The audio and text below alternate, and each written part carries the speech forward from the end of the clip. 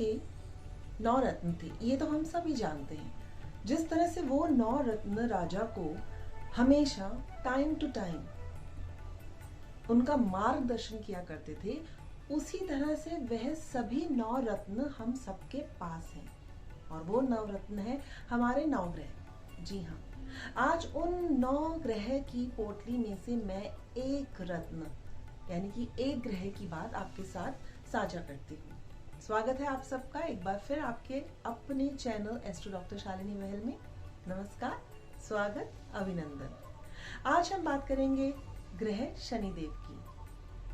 सभी ज्यादातर अक्सर देखने में आया है, लोग शनि ग्रह से बहुत ज्यादा डरते हैं। और मेरा अपना अनुभव ये है कि ये ग्रह इतना सौम्य है कि इससे डरने की कोई आवश्यकता नहीं। सिर्फ केवल मात्र हमें अपने कर्म पर ध्यान देना है।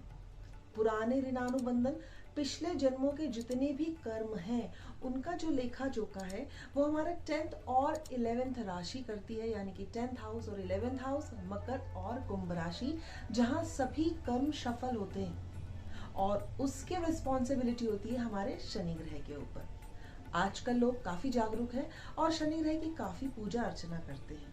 इनके ऊपर काफी कथाएं भी प्रचलित हैं, परंतु आज मैं कथाओं का विवरण ना करते हुए आपसे साझा करूंगी कि एग्जैक्टली साढ़े साती क्या होती है, क्या हमें उससे डरना चाहिए या हमें कौन से ऐसे उपाय करने चाहिए जिससे कि बड़ी आसानी से वो हमारी जिंदगी से हमें बहुत कुछ देती हुई निकल जाए।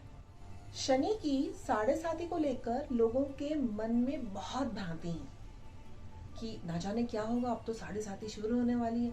और उसके बाद जब वो किसी भी पंडित या ज्योतिषाचार्य से मिलने जाते हैं और पता चलता है कि उनकी तो साढ़े साती का ये बीच का मिड पार्ट है, तो वो और अधिक भयभीत हो जाते हैं। परंतु भयभीत होने की कोई आवश्यकता नहीं।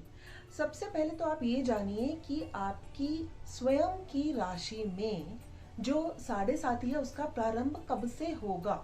उसके लिए सबसे पहले देखना ये आवश्यक है। एक एग्जाम्पल लेते हैं, हम लेते हैं कि मान लीजिए आपकी जो राशि है वो है कुंभ राशि।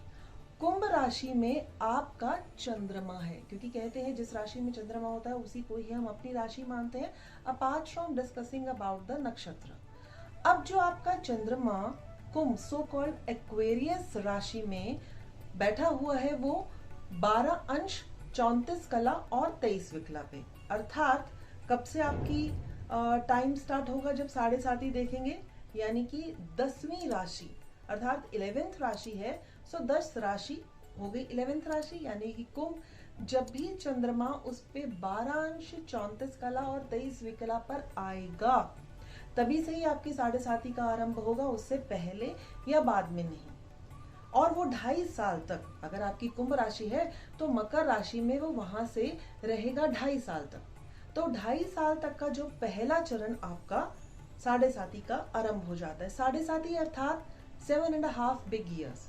और इसके पीछे की जो कैलकुलेशन है वो ये कहती है कि जो शनि है वो शनि शनि चलता है और हमारी जो 12 राशियां हैं उनको पूरा वो 30 साल में कवर करता है। अर्थात एक राशि में शनि 30 मंथ्स तक रहता है। अपार्ट फ्रॉम अगर वो रेट्रो होता है और फिर से उसी राशि को चेंज करता है तो उसकी थोड़ी सी कैलकुलेशन बदल जाती है, परंतु मोटे मोटे तौर पर देखें तो वो 30 महीने एक राशि पे रहता है। अब फिर जब वो 2.5 साल उपरांत आपकी 11 राशि जो कुंभ है उस पे आता है तो वो आपका मध्य चरण आ जाता है। अर्थात साढ़े साती का 2.5 साल खत्म होकर वो आप 5 साल 11वां जब आपकी कुंभ राशि में आएगा तब तक। और जब वो 12 यानी कि मीन राशि में जब 12 अंश फिर से वही जो आपकी चंद्रमा के अंश हैं 34 कला और 23 विकला पे होगा, तब जाकर आपकी साढ़े साती समाप्त हो जाती है। अब अलग अलग साढ़े साती हैं, उनका अलग अलग फल होता है। और आप देखेंगे कि हमारे देश के कितने ही प्रधानमंत्री, जवाहरलाल नेहरू हैं, इंदिरा गांधी जी हैं, वो अपने साढ़े साती काल में ही प्रधानमंत्री के पद की उन्होंने शपथ ग्रहण की थी।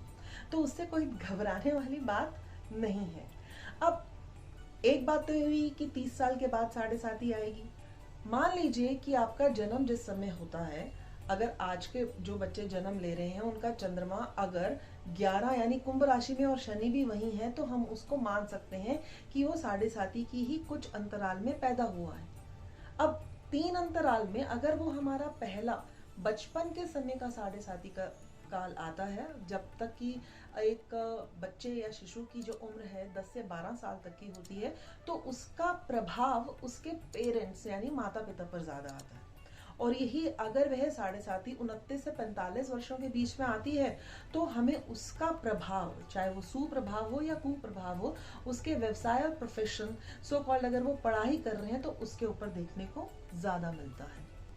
और फिर हमारी जो तीसरी 7.5 है, यानी कि 30-30 साल के अंतराल पर मिनिमम आप ये कहिए कि 2 7.5 तो मनुष्य अपने जीवन के अंतराल में जरूर देखता ही है। तीसरी भी देख सकता है, और वो इट्स क्लोजर टू द अंतिम पड़ाव, अंतिम यात्रा ऑफ दिस लाइफ। बट ऐसा जरूरी नहीं, कई लोग 3 से ज्यादा 7.5 भी देखते हैं, और इसका प्रभाव इसके ऊपर डिपेंड करता है कि आपके जो शनि है उसकी स्थिति आपके D1 चार्ट में और आपके D9 चार्ट में कैसी है। प्रोफेशन के लिए देखना है तो उसकी कैलकुलेशन हम D10 चार्ट के साथ भी करेंगे। फिर हमें देखना पड़ता है कि इस 30 साल में कभी कभी बीच में फिर शनि महाराज आ जाते हैं हमारे कर्मों को चेक करने, नॉक नॉक क्या किया है आपने। तो जब फिर से लेते हैं, आपकी 11 कुंभ राशि है, 11 12 1 और 2, जब हमारा गोचरवश चंद्रमा 2 राशि अर्थात टॉरस वृष राशि में आएगा, तब शनि की ढैया आएगी। और फिर अष्टम पे आइए, 11 12 1 2 3 4 5 6 यानी कि कन्या राशि, विर्गो राशि, जब इसमें फिर से शनि आएगा तो आपके चंद्रमा से अष्टम पे होगा, तो आपकी अष्टम की ढैया यानी कि 2.5 साल फिर से वो शनि महाराज चंद्रमा से आपको देखेंगे। राइट, तो इस तरह से ये 3 7.5 हैं। इसमें घबराने की कोई आवश्यकता नहीं। ये आपके जितने भी किए गए सो कॉल्ड पुराने कर्म हैं, उनको तराजू की तरह शनि जी तोलते हैं, क्योंकि तुला में वो उच्च के होते हैं, और अपने जितने भी इस जीवन के आपने कर्म किए होते हैं उसका बहुत अच्छा फल देते हैं, क्योंकि सबसे बड़े निर्णायक कहे गए न्यायाधीश की पदवी उन्हें स्वयं भोलेनाथ ने दी थी। तो शनि की किसी भी प्रकार की ढैया 7.5 अष्टम, किसी से भी डरने की कोई आवश्यकता नहीं है। अपने नेक्स्ट वीडियो में मैं आपको बताऊंगी कि अभी अगर आपकी कुंभ राशि है तो आपकी जब वो 10वीं राशि से गुजरा होगा शनि, और अभी 11वीं राशि पर, और जब 12वीं पे होगा तो आपको क्या प्रभाव देगा। जुड़े रहिएगा मेरी नेक्स्ट सीरीज के साथ, तब तक के लिए जल्द मिलती हूँ। धन्यवाद, प्रणाम।